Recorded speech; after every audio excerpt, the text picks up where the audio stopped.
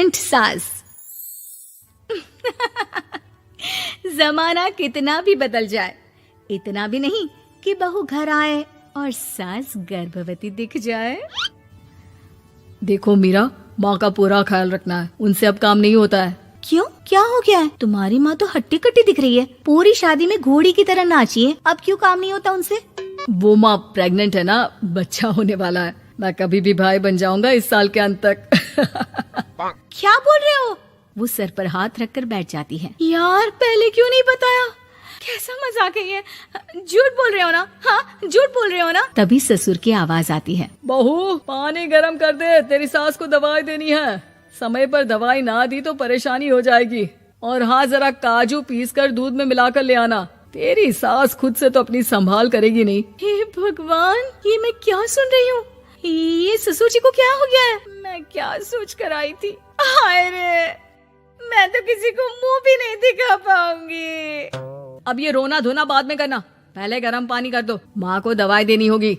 और हाँ, रात को माँ के पैरों में तेल लगा देना। बहू को गुस्सा आ जाता है, वो बड़बड़ करती किचन में जाती है जहाँ उसका ससुर खड़ा होता है। एक बड़ी जिम्मेदारी है हम सबके सर ऊपर। इस उम्र में माँ बनना खतरे से खाली नहीं होता। हाँ हाँ पता है, तो क्यों बन गई माँ? अरे खतरे से कम नहीं है तो क्या जरूरत थी लल्ला पैदा करने की? कैसी बात कर रही हो बहू? क्या तुम खुश नहीं कि घर में एक नया मेहमान आएगा, छोटे छोटे पैरों से पूरे घर में घूमेगा? पिताजी, ये हाथ जोड़े आपके, आप यहाँ से जाओ। ये शायरी बाद में बताना, अभी मैं पानी गरम करके थर्मस में दे देती हूँ। सारा दिन पिलाते रहो गरम पानी। और हाँ, ये बच्ची की बात बार बार मुझसे कोई नहीं करेगा। बहू का पारा अब चढ़ा ही रहता था। वो काम तो सारा करती, लेकिन किलस किलस कर। मीरा सारे काम से फुर्सत पाकर बैठी होती है कि माँ का फोन आ जाता है। बेटा, बहुत बड़ी जिम्मेदारी है तेरे सर पर, अच्छे से निभाना। ससुराल में हर किसी को खुश रखना वैसे तो मुश्किल है, लेकिन भगवान ही हिम्मत देता है बहू को हर कुछ सहकर सबको खुश रखने की। क्या बड़बड़ किए जा रही हो माँ? जानती भी हो कि यहाँ क्या चल रहा है? मेरी सास, अरे तेरी सास तो देवी है देवी। कितने खुश हो रहे थे सारे तेरी सूरत देख देख कर। पता नहीं जैसे बहू नहीं कोई मन मांगी मुराद मिल गई हो उन लोगों को। अरे बात तो पूरी सुनो। मन मांगी बुरा तो पूरी हुई है। अरे मेरी सास को बच्चा होने वाला है, प्रेग्नेंट है वो। क्या बकवास कर रही है मीरा? ये बात किसी को कहना मत। मुझे तो बता दिया, लेकिन अब अपनी जबान सिल ले। कहाँ है तेरी सास? बात तो करा मेरी। पूछू जरा, पोता पोती खिलाने की उम्र में खुद का बच्चा खिलाने का शौक कहाँ से आ गया? और आया भी तो बताना तो चाहिए था। अब क्या नाक कटाने के लिए हम लोगों से रिश्ता जोड़ा है? रुक, तेरे पापा से बात करती हूँ। मीरा फोन रखकर लेट जाती है। वो एक सपना देखती है कि उसकी गोद में एक बच्चा खेल रहा है। भाभी की गोद में कितना खुश दिख रहा है ना, लग ही नहीं रहा कि भाभी है। मैं तेरे लिए क्या लाया हूँ, सोने की बालियाँ। तेरी शादी में तो मैं बुढ़ा हो जाऊंगा ना। अरे कैसी बात कर रहा है बेटा, इसकी जिम्मेदारी तो तू ही लेगा। हम लोगों का तो कोई भरोसा नहीं, कब ऊपर वाला उठा ले। बहू को सास को देख देख कर गुस्सा आ रहा था। तभी वहाँ पड़ोसन आ जाती है। अरे बहू, तुझसे तो पूछने से भी डर लगता है कि कब खुशखबरी सुना रही है। अब तो अपनी 1 महीने की ननद की ही जिम्मेदारी संभाल ले, बहुत है। अपने जेवर भी रख देना और पैसे भी जमा करना शुरू कर दे। वो बात आगे बढ़ाती उससे पहले ही बहू जोर से चिल्लाकर उठ जाती है। नहीं नहीं नहीं नहीं, मैं अपने जेवर किसी को नहीं दूंगी। अरे कौन ले रहा है तुम्हारे जेवर? तुम औरतें भी ना सपने में भी जेवर ही संभालती रहती हो। मैंने जो सपना देखा है ना, सुनोगे तो होश उड़ जाएंगे।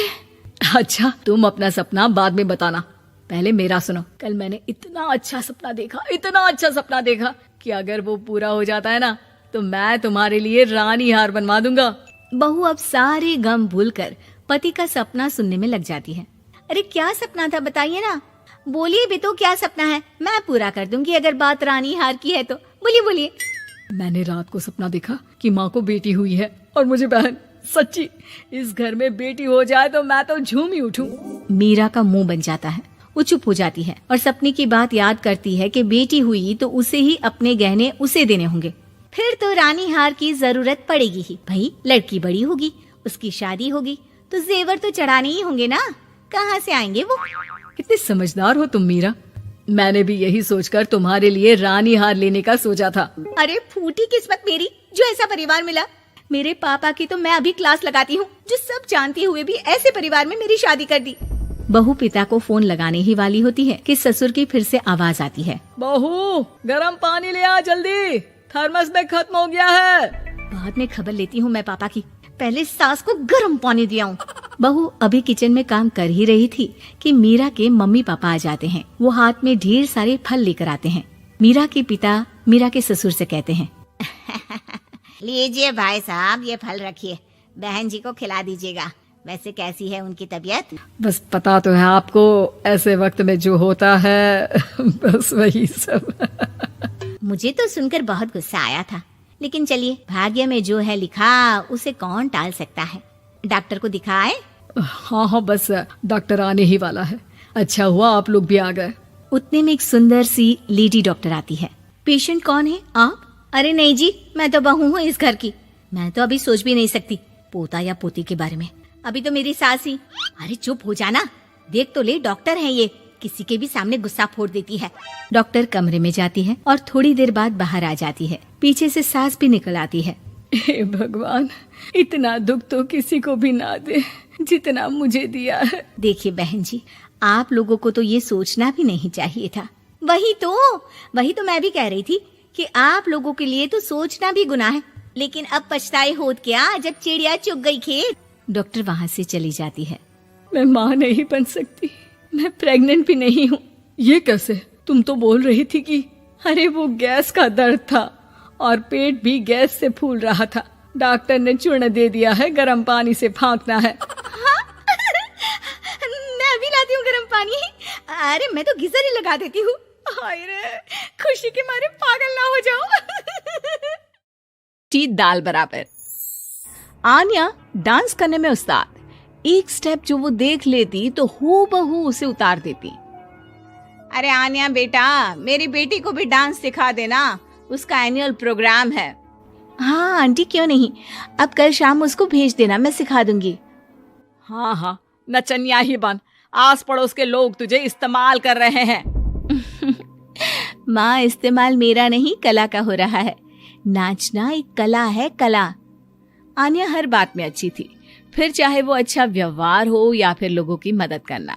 वो हमेशा खुद के शौक को पूरा करने के लिए व्यस्त रहती, लेकिन घर वालों को तो उसका ये काम सिर्फ समय की बर्बादी लगता है। कहाँ है आन्या? उसको बोलो कि आज शाम को खाना वही बनाएगी। सपना देख लो कि तुम्हारी बेटी घर का खाना बनाएगी। अरे आसपास के लोगों का काम करने से उसे फुर्सत मिले तब तो कहीं जाकर वो हमारे घर का काम करेगी ना। देखो ना, इकलौती बेटी, ऊपर से गैर जिम्मेदार, अब करे तो क्या करे। तभी पड़ोस की पिंकी आ जाती है। अंकल आंटी, आन्या दीदी कहाँ है? वो क्या है ना, मेरा क्लास वर्क है, वो मुझे समझ में नहीं आ रहा, तो मम्मी ने कहा कि आन्या दीदी से पूछ लो। हाँ, क्यों नहीं, खुद का तो कोई काम है ही नहीं उसे। जाओ, सीढ़ी से ऊपर चली जाओ, वही कमरे में है आन्या। एक रोज शहर में डांस कंपटीशन वाले लोग आते हैं, जहां आन्या का डांस सबको पसंद आता है। क्या बात है, छोटे से शहर में इतना टैलेंट। बेटा कौन सिखाता है आपको? कोई नहीं सर, वो क्या है ना, मैं टीवी देखकर सीख जाती हूँ। अरे वाह, और आपके मम्मी पापा कहाँ हैं? वो नहीं आए? नहीं, वो लोग नहीं आए हैं। आन्या कंपटीशन जीत जाती है और घर में टीवी वाले आन्या का इंटरव्यू लेने आते हैं। अरे क्या है, कहाँ घुसे जा रहे हो, क्या हो गया? आप आन्या की माँ है ना? वो क्या है ना, आपकी बेटी ने डांस का कंपटीशन जीता है, हमारे शहर के लिए ये गर्व की बात है, तो हम लोग उनका इंटरव्यू लेने आए हैं। ओहो, बड़ा तीर मारा हो जैसे।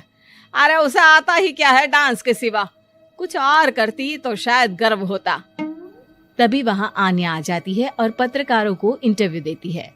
उसी रोज पिता के ऑफिस में।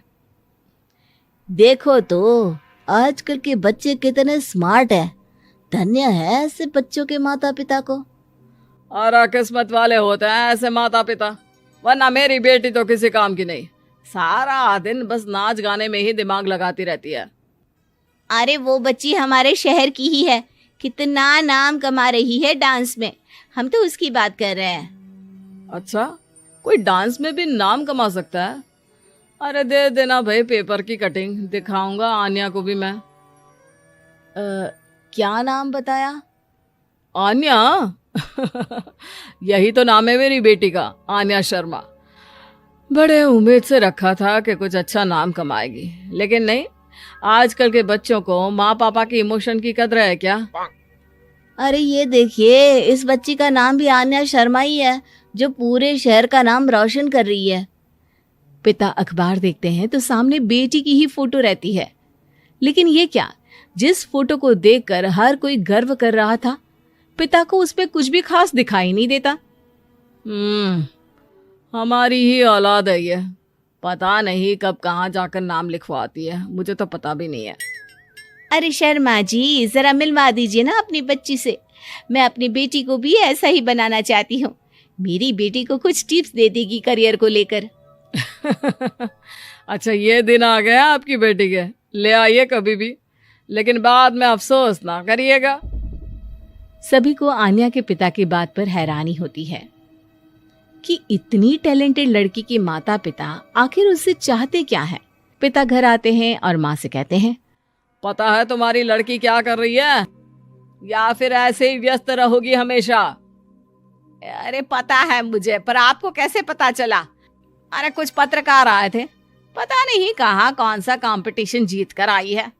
नजर रखा करो उस पर। तभी वहां पड़ोसन आ जाती है, जो पति पत्नी दोनों ही डॉक्टर होते हैं।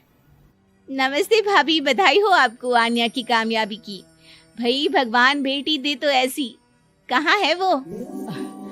सच में आपको ऐसा लगता है कि भगवान ऐसी बेटी दे? तो ले जाइए ना अपने साथ, रखिए 2-4 दिन, खुद ही पता चल जाएगा। और नहीं तो क्या, सारा दिन करती क्या है, कहाँ रहती है, हमें तो कुछ पता नहीं होता। ना बताती है ना पूछती है। खैर देखिए, वो वक्त अब गया जब माता पिता बनकर बच्चों की परवरिश की जाती थी। अब तो बच्चों को साथ बिठाकर बात करना जरूरी है। वो क्या कहते हैं, बच्चे के दोस्त बने। तो क्या आप दोनों अपनी बेटी के दोस्त हैं? हाँ, बस अब यही बाकी रह गया था। खैर बताइए, क्या काम है आपको? वो क्या है ना, मैं और मेरे पति दोनों को ही इमरजेंसी कॉल आ गई है अस्पताल से। मेरी बेटी आन्या की अच्छी दोस्त है, तो मैं क्या उसे आन्या के पास छोड़ दूं अगर वो फ्री है तो? माँ कुछ बोलती उतने में ही आन्या आ जाती है। वाह आंटी, क्यों नहीं, मैं फ्री ही हूँ। आप निश्चिंत रहिए, मैं उसका पूरा ख्याल रखूंगी। थैंक्स बेटा। वो अपनी बेटी उनके घर छोड़ जाती है, जो आन्या की उम्र की ही होती है। ये क्या मजाक है आन्या? हम लोगों को सोना भी होता है और हर घर का अपना कायदा होता है। मुझे बिल्कुल पसंद नहीं है कि तुम किसी को भी घर में घुसा लो। धीरे बोलिए पापा, कैसी बात कर रहे हैं? अंकल आंटी डॉक्टर है, पता है ना डॉक्टर का फर्ज क्या होता है। अगर वो किसी की जिंदगी बचा रहे हैं तो क्या हमारा फर्ज नहीं बनता कि हम भी उनकी किसी न किसी तरह से मदद करें? आपको तो पता है घर पर अकेले रहना कितना अनसेफ है। हाँ, तो दुनिया को सेफ करने का जिम्मा तू नहीं ले रखा है? अरे बहुत महंगे अस्पताल के डॉक्टर हैं वो लोग, खूब पैसा मिलता होगा, लेकिन ये नहीं कि मेड रख ले। क्या कहती आन्या, कैसे माँ पिता को समझाती कि किसी की मदद करना कोई बुरी बात नहीं है। खैर कुछ महीनों बाद आधी रात को माँ जोर जोर से चिल्लाकर आन्या के कमरे में जाती है। बेटा बेटा आन्या, पापा के सीने में दर्द हो रहा है, बेटा कुछ कर। हाँ माँ, मैं डॉक्टर को फोन करती हूँ। आन्या डॉक्टर को फोन करती है, लेकिन माँ डॉक्टर को तो आने में काफी वक्त लग जाएगा, मैं पिंकी के पापा को बुला लाऊं? अरे वो नहीं आएंगे बेटा, वो लोग बहुत बड़े डॉक्टर हैं और हम लोगों के पास इतने पैसे भी नहीं है। माँ मैंने डांस कंपटीशन में जो पैसे जीते थे वो है मेरे पास, आप चिंता ना करें, बस पापा का इलाज करवा ले। आन्या के कहने पर वो बड़े डॉक्टर ना सिर्फ आन्या के पापा का इलाज करते हैं, बल्कि उन्हें ठीक करके घर भी ले आते हैं। आज मैं सिर्फ अपनी बेटी की वजह से बच गया। भगवान सबको ऐसी बेटी दे। गरीब की शादी। शशि की सौतेली माँ ने उसकी शादी की तो बड़े घर में, लेकिन पति कोई काम ना करता। आप ससुर जी के साथ काम पर क्यों नहीं जाते? हाँ जाऊंगा, लेकिन कल से। आज जरा मैं दोस्तों के साथ घूमने जा रहा हूँ। शशि के 2 बच्चे होते हैं, लेकिन रमेश का हाल वैसा का वैसा ही रहता है। एक दिन, सुनिए ना, बच्चा रो रहा है, इसके दूध के लिए पैसे नहीं है। अरे तो पिताजी से ले लो ना। क्यों? अगर आप में कमाने की क्षमता नहीं थी तो शादी क्यों की? तभी घर आई बड़ी ननद बोल पड़ती है। आहा, तुम्हारी माँ को साफ साफ कह दिया था कि लड़का ना कमाता है ना कभी कमाएगा। हम चार बहनें हैं इसका ख्याल रखने के लिए, और पिताजी का इतना सारा पैसा, तुम्हें किस चीज की कमी रखी है? लेकिन थोड़े ही सालों में तकदीर बदल जाती है। शशि का ससुराल गरीब हो जाता है। सब बिकने के बाद शशि अपने पति, बच्चे और सास के साथ किराए के मकान में आ जाती है। मैं कोई नौकरी करना चाहती हूँ दीदी। अरे इतने बड़े घर की बहू थी शशि, तुम नौकरी करोगी? नहीं नहीं नहीं नहीं। नहीं करूंगी तो घर कैसे चलेगा? बच्चों को भी तो पालना है ना। तभी शशि का भाई आ जाता है। शशि, ये ले राशन का सामान, किसी भी तरह की कोई भी जरूरत हो तो बताना। भाई, अब मैं नौकरी करूंगी। देख बहन, वैसे तो मैं तेरे साथ हूं, लेकिन हाँ, मैं ये भी चाहता हूं कि तू अपने पैरों पर खड़ी हो जा। शशि को एक प्ले स्कूल में छोटे बच्चों को संभालने की नौकरी मिल जाती है। एक दिन, शशि, मेरे स्कूल को अब तुम संभाल लो, मैं कुछ दिनों के लिए अपने बेटे के पास जा रही हूं। लेकिन प्ले स्कूल अकेले मैंने कभी नहीं संभाला है। अब ये सब मैं नहीं जानती। इतने महीनों में तूने जो देखा, बस पूरे आत्मविश्वास के साथ उसे करना। शशि नीलम के जाने के बाद पूरे 1 महीने उसका स्कूल अकेले संभालती है, और फिर एक दिन आता है जब वो अपना खुद का स्कूल भी खोल लेती है। वाह शशि, तुमने आज मेरा सर गर्व से ऊंचा कर दिया। तुम्हारा यही आत्मविश्वास तुम्हें बहुत आगे ले जाएगा। नीलम, बहुत आगे जाने की चाह नहीं है, बस ये छोटा सा स्कूल मेरे बच्चों की अच्छी शिक्षा में मेरी मदद करे, यही मैं चाहती हूँ। शशि थोड़े थोड़े पैसों से ही अपना परिवार पाल रही थी। एक दिन उसके घर उसकी बड़ी ननद आती है। अरे भाभी, घर में कूलर तो लगा लेती, मेरी माँ को कैसे पंखे में लिटा रखा है? अरे तो शशि कौन सा एसी लगा कर सो रही है? वो भी तो यहीं रहती है ना मेरे पास। ज्यादा यहाँ आकर मेरी बहू को परेशान न किया करो। हाँ, मुझे भी शौक नहीं है इस छोटे से घर में आने का। मैं तो बस ये बोलने आई थी कि मेरे बेटे की शादी है तो ननिहाल का जो नेग होता है वो ले आना। हाँ, जितना बनेगा कर देंगे, और ना हुआ ना तो वो भी नहीं करेंगे। तभी शशि बोल पड़ती है। अरे नहीं माँ जी, रीटा घर की बेटी है, उसके ससुराल वाले उससे शादी पर पूछेंगे कि मायके से क्या मिला। रीटा, तुम मुझे सामान की लिस्ट भेज देना, मैं पूरी कोशिश करूंगी कि तुम्हारी हर डिमांड को पूरा करे। अच्छा, मैं खाना लगाती हूँ। शशि ये बोलकर किचन में चली जाती है। धीरे धीरे कर शशि किसी न किसी तरह अपनी सारी ननदों की डिमांड भी पूरी करती, बच्चों की ख्वाहिशें भी, और उनकी पढ़ाई के लिए पैसे जोड़ती। एक दिन जब शशि का बेटा 12वीं पास करके आता है। माँ, अब तुझे काम करने की जरूरत नहीं है, मैं अब कोई ना कोई नौकरी करके पढ़ाई भी साथ कर लिया करूंगा। शशि को लगता है कि बेटा और आगे पढ़ाई करे, लेकिन वक्त की मार के कारण वो बेटे को काम के लिए हाँ कर देती है। अब बेटा एक बैंक में चपरासी बन जाता है। लड़का देखने में तो बड़ा अच्छा है, अंग्रेजी भी पटर पटर बोलता है, फिर चपरासी क्यों? लड़का सारी बात मैनेजर को बता देता है। अच्छा, तो मैं तुझे एक मौका देता हूँ, तू यहाँ रहकर दूसरे डिपार्टमेंट का भी काम सीख। अगर तू किसी एक का भी काम अच्छे से सीख गया तो मैं तुझे यहाँ टेबल चेयर में बैठने वाली नौकरी दे दूंगा। लेकिन एक दिन शशि की ननद उसे फोन करती है। अरे भाभी, देखो मायका तो मेरा तुम लोगों से ही है। मैंने आपके बेटे और मेरे भतीजे प्रदीप के लिए यहाँ एक नौकरी देखी है, पूरे 5,000 मिलेंगे। वैसे करता ही क्या है, चपरासी ही तो है ना। कोई बात नहीं रीटा, मैं उसे इस शहर के बाहर नहीं भेजना चाहती हूँ, बाकी वो शाम को आएगा तो मैं पूछ लेती हूँ। वहीं प्रदीप मैनेजर की बात से खुश हो जाता है और मैनेजर के काम पर ही नजर रखने लगता है। वो उनकी तरह के पेपर पढ़ता, काम करता और आने वाले लोगों की बातें सुनता।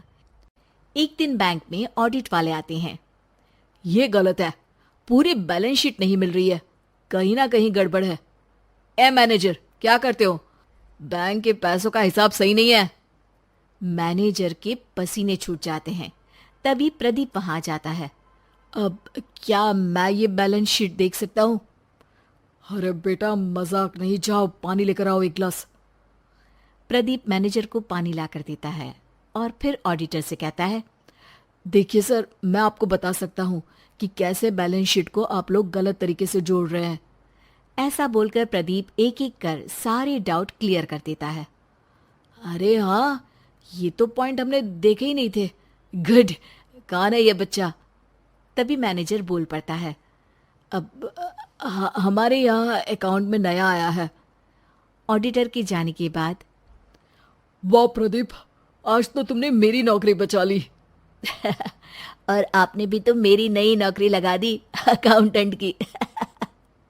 बस फिर क्या था, प्रदीप ने एक बार जो सफलता की सीढ़ी चढ़ी, बस चढ़ता ही चला जाता है। फिर एक दिन शशि की ननद, अरे भाभी कैसी हो? घर को तो बड़ा ही सुंदर चमका रखा है।